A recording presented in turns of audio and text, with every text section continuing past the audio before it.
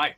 So, welcome to the first video of the channel, specifically of a series where I'm going to be doing up a 3.5-inch model loco, but we'll get to that in a little bit. Because it's the first video, I wanted just to talk a little bit about what the channel is and what it's about. Because I'm hoping to sort of approach this from a different point of view to some of the other people who are posting videos on YouTube. So I have, as the intro suggests, no model engineering experience. It's not something I've ever done before. As you might be able to tell by my sort of background and get-up, I'm a model maker. That's what I do as a hobby, but it's also what I do for a living, making World War II toy soldiers predominantly. But model engineering is something that's always interested me. It's something that my granddad does, and sort of the time sort of come for me to sort of scratch that itch and see how I do. But it is, I am coming from it from a point of view of knowing nothing. I don't have any real tools to speak of. I've got a pillar drill, I've got a Dremel, and that's about it. You know, I don't have a lathe, I don't have any of that stuff. However, my granddad has a fully functioning workshop with basically every bit of equipment that you could possibly think of, and over the years has worked on a number of scale locomotives for fun. So so I certainly have that sort of ability to sort of lean on his expertise a little bit when I inevitably get stuck with basically everything. So just sort of briefly, and I really do want to do this brief, I don't want this to be a very long intro. I wanted to quickly talk about the gear up to where I've ended up, because I've gone from zero to something difficult quite fast. So it starts with this. This is my little Mammoth traction engine. I had this as a kid, and we used to run it, both myself and my brothers. We all had one of these. I'm pretty certain this one's actually my brother's. I think he nicked mine because it was in better condition and he gave me his, but it doesn't really matter at the end of the day. So this one, we had these and we ran them, and you know, anyone who's had these before, you know, they're quite cheap and cheerful. They run around your patio for a little bit if you're lucky. Now I moved house reasonably recently and came across it again, and gave it a bit of a clean up and a good oil, and got it running. And me and my son had a jolly good couple of days just sort of running this around and seeing what I could get it to do. And it started to scratch the itch and sort of remind me that actually this was always something I was interested in. You know, as a kid, I wanted to drive steam engines. That was what I wanted to do when I was older. And in particular, I wanted a garden railway. So after steaming this up, I went online, asked for some advice, went back and forth on ideas, and in the end, bought myself one of these, a Mammoth steam loco. Now, these are sort of notorious for being not particularly good runners, but I decided to take the plunge. It was quite cheap, and it would be something that I could tinker with. And so I've already done a few little things on this. You know, I've upgraded the safety valve and put in a water top-up valve, and I've removed the cylinders on this particular one because I'm sorting them out now. And it's been a nice little learning project. It's something nice and simple. There's not a lot on these. I added a meths burner, which was a nice little thing to play around with. So it was a nice little easing in project, and I still intend to do more to it. I do actually have a video that I'm putting together for this from start to finish, showing all of the upgrades that I've done and what impact it's had on its running ability. And I'm in a competition with my brother to see who can get one of these running the best. So we'll see how that goes. So there will be a video coming out at some point with the whole process on this. But I was in town earlier on this week, looking to buy a little model driver to sit in the cab of that loco, and I came across something in the window of a shop. If I move these that way, and it was this. Now, after some umming and ahhing and a conversation with my engineering granddad, We went to see it today and give it a good look, and ultimately ended up buying it. So what it is, it's a 3.5-inch gauge steam model of Invicta. Now, it's actually quite pertinent to me, I suppose. I'm based in Dover, so we're a half-hour away, maybe 20 minutes away from Canterbury, where this originally steamed, Canterbury the Whitstable. And in fact, this was on a plinth in the gardens in Canterbury until the early 90s. And I think I remember seeing it. I've seen a picture of it on the plinth, and it rings a bell. I would have been very young, but I'm sure I remember seeing it. And it's currently, the real one's currently in the Whitstable Museum, which again is really local to me. So it is something sort of local, and I like it. And I really like the vintage locos. There's something about it, about them. They just look interesting and different, and I love that. Now this was cheap, and that's ultimately the biggest selling point, I suppose, for me. I got it for 400 quid, and that includes a boiler test that I can get done. I haven't had that done yet, but once it's ready, they sort of thrown in a sort of boiler test for a club, which is really useful. Now I believe this is based on the LBSC Canterbury Lamb model, so it's not an accurate scale model of Invicta. It is a sort of modernized slash, it looks like the thing, but it's not necessarily mechanically the thing. But that doesn't bother me. What I want from this really is a steam runner that hopefully could pull me along a track. If it could have me and my little 3-year-old son on the back of it as well, I'm not that heavy and he's quite light, then even better. But who knows? We'll see. It might not even be able to pull me, but who knows? So this video is going to be sort of an introduction to this, and this series of videos will be all about me working on this and seeing if I could do it up again with no experience. So let's have a look, see what condition it's in, and make a bit of a plan. Okay, so I've gone handheld, so apologies for the shaky camera. So here it is. Now, like I said, it was cheap, and that was a big advantage to me. But most of the hard work has already been done.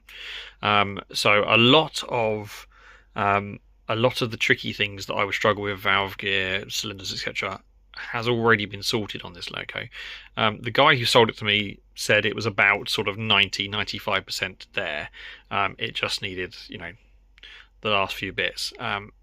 He said it was mostly pipe work, and obviously sorting the tender. Who knows? When we start diving into it, it might be more than that, but we'll see how we go, as we go. So let's start from the back and work our way forwards to see what we've got and what needs sorting. Again, remembering that I don't really know what I'm talking about.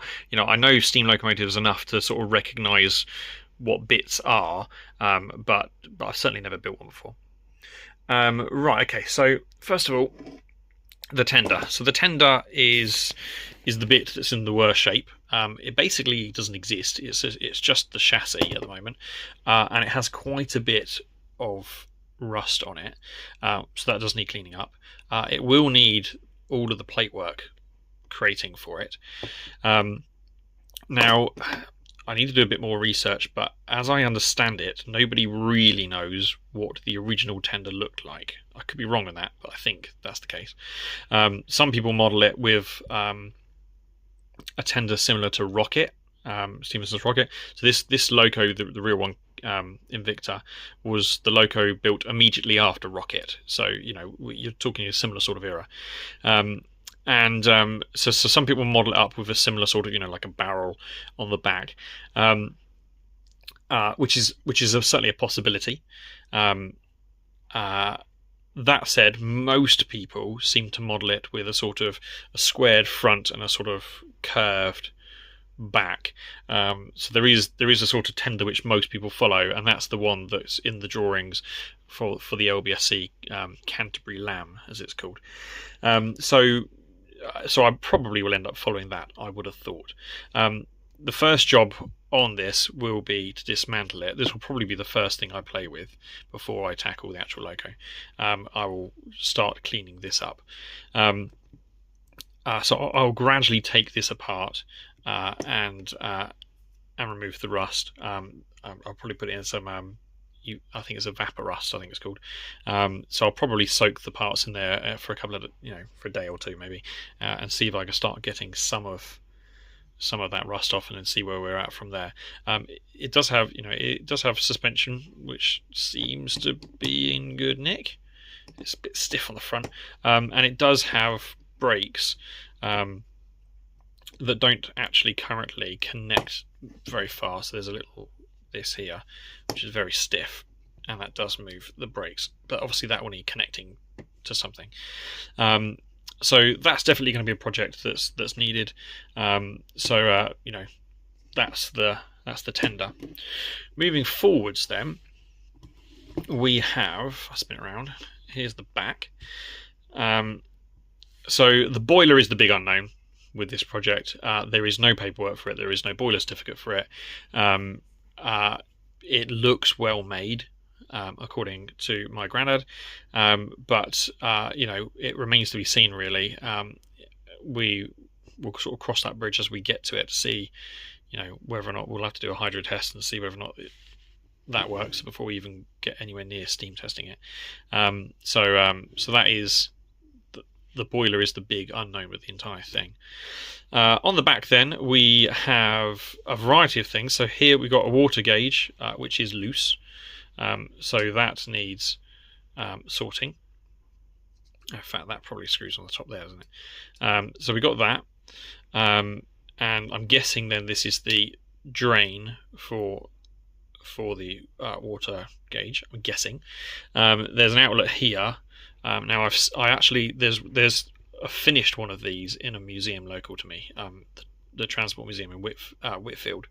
It's literally like 5 minutes away from here, and so I've taken a load of pictures from when I was there recently. So I believe it's supposed to have a pipe coming here, which then comes off and sort of discards the water down onto the tracks. So that's missing, and only sorting. But at the end of the day, that's only bending some pipe and things like that. And I don't know, possibly silver soldering it in.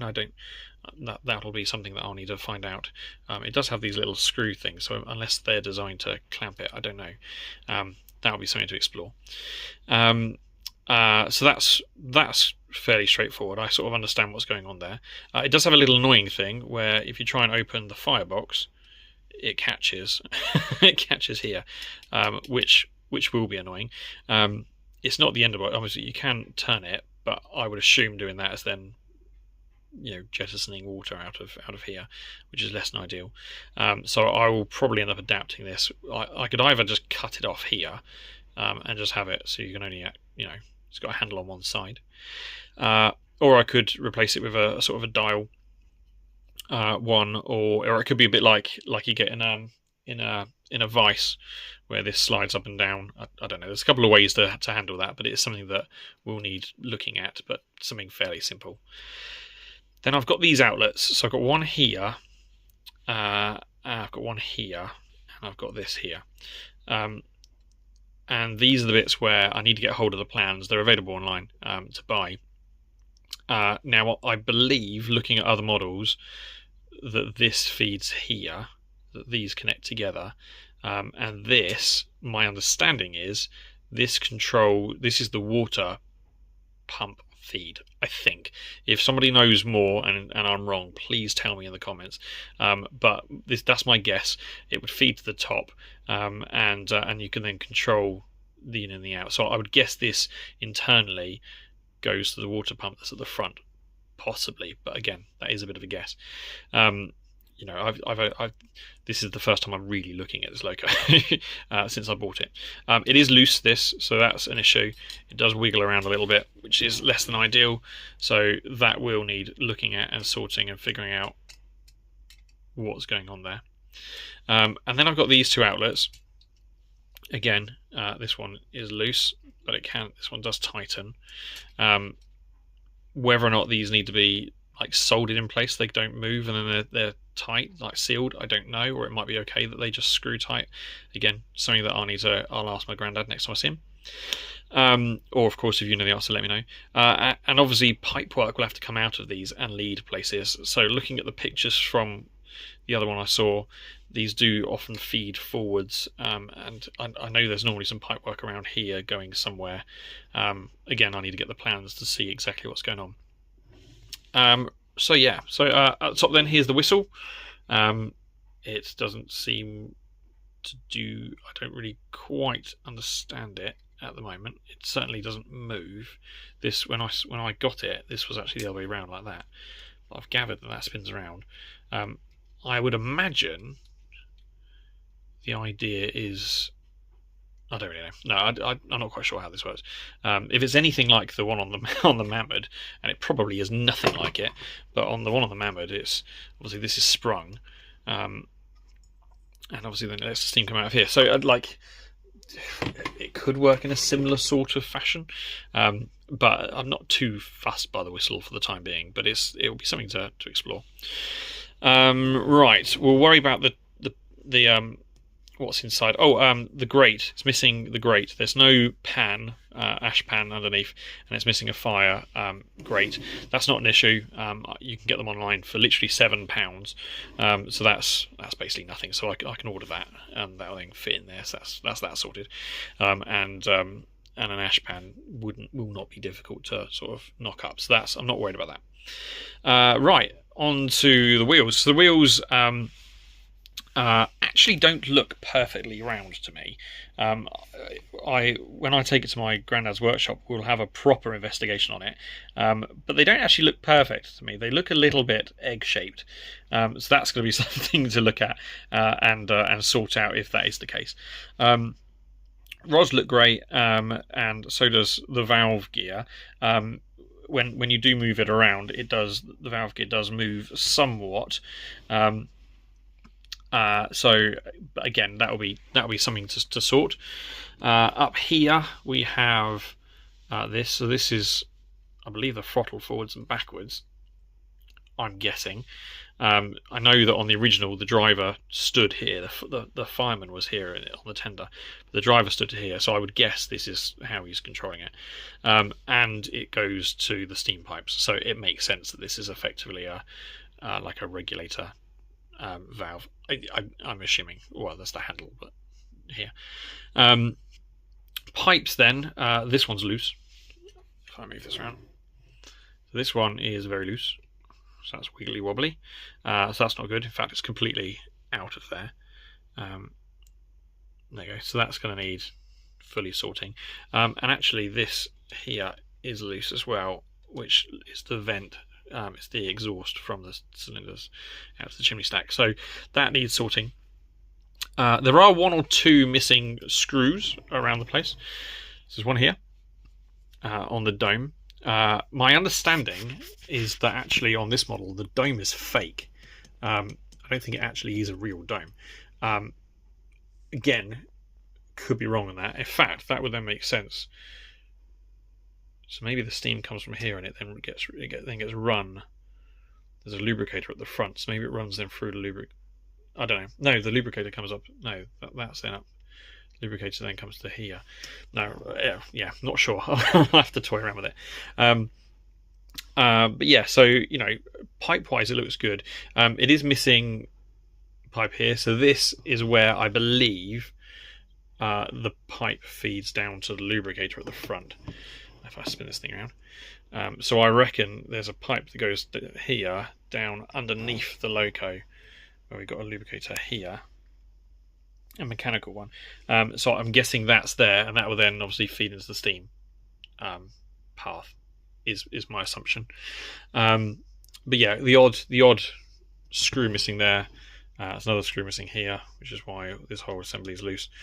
But otherwise, looking fine. Again, it's mostly just clean up and pipe work at the moment. Right, the front then, this all comes out, which was a feature on the Canterbury Lamb LBSC plans. If I can do it two-handed, can I get it out? I'm going to put this camera down. There we go. We're out. So this is just a push fit. I'm not sure whether or not it will need some kind of locking mechanism in the future. So there's the chimney stack. Currently the chimney is pretty loose as well, you can take that out. So that might need securing. And I'm pretty certain it's missing the top bit. I don't know if it's that called the crown. Pretty sure it's missing that, and I also think it's supposed to have supports that come down and join onto the boiler, but not sure. So inside them, things get interesting. So here, first of all, we've got a mechanical lubricator here that certainly was not. Well, I mean, I'm glad it's there because I would not want to be making this because I certainly don't have that ability. So that's nice. And in here we've got the superheater. Now, interestingly, it is painted. This is obviously painted in here, and it's the same with the firebox. So I'm assuming whoever built this was building it to be a display model, a static display model. I can't really see necessarily why you would paint it otherwise. Again, I could be way off. The whole point of this channel is I don't really know what I'm doing. But yeah, certainly that's, I don't know, it doesn't add up to me. And I do have an outlet here as well that needs figuring out. Now underneath, if I turn the loco over, oh, it's heavy. There you go, on its side. Now underneath, so obviously I said about the fire grate missing, need to sort that, and the ash pan, need to sort that. Underneath then, so we have the water pump here, that is being controlled by the slip eccentric. And obviously then we've got the slide, what I'm going to call a slide valve, could be completely wrong on that wording, here connecting to the cylinders. So, you know, it looks good, I think. It certainly looks impressive, and again, it's another major job that I'm glad I don't have to do.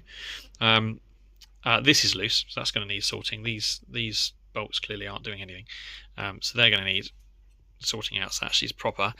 Now you can see the outlet here that I think connects to the top steam path. Oh yes, that's controlling that. So yeah, so that's sort of where the loco is at the moment, in short. Right. So to end a fairly rambly video, and that, by the way, will definitely be a feature of these videos.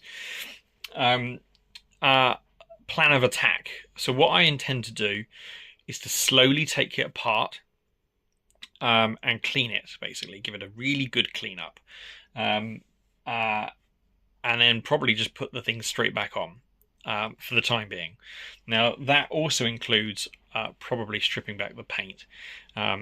Straight back to metal. You know, I didn't paint it, so I have no idea what paint's been used. I have no idea if the paint is even, you know, heat proof. I have no idea. So it's just probably safer for me to remove the paint all the way back, and that way anything I apply, I know what I'm putting on it at that point. Now, for the time being, as I remove things, I will put them straight back on the loco so that they're all in the same place and that I don't kind of get myself in a muddle. By the summer. So these will be fairly infrequent videos. I'll probably do another one. I'll do a couple as I'm taking it apart and cleaning it, but they'll be probably every couple of months or so. By the summer, I will then take it over to my granddad's, all cleaned up, and then we will actually start really looking at it and start doing work. You know, start running the remaining pipe and all that kind of thing. And the bit I'm most looking forward to is being a bit creative with the tender. Actually, that's going to be quite a bit of fun. So yeah, so hopefully that's that for now. If you want to leave a comment, please do. If you want to subscribe, please do. I know this video, there wasn't a lot in this video, but where I'm going to post so infrequently, subscribing actually will probably help you get a notification when I finally do get around to putting the next one out. And yeah, it should be interesting. If any of you have any advice, tips, you might have one of these models, then please do get in touch, because the whole point of this channel is it's about me learning how to do things, and how to get these things running. Yeah, so any comments obviously will help me do that. And who knows, moving forward, there might be another person like me who's interested in model engineering but doesn't know anything about it, and it might hopefully give them a bit of confidence to give it a go, take a punt, and see what they can do. So yeah, bye for now. See you in the next video.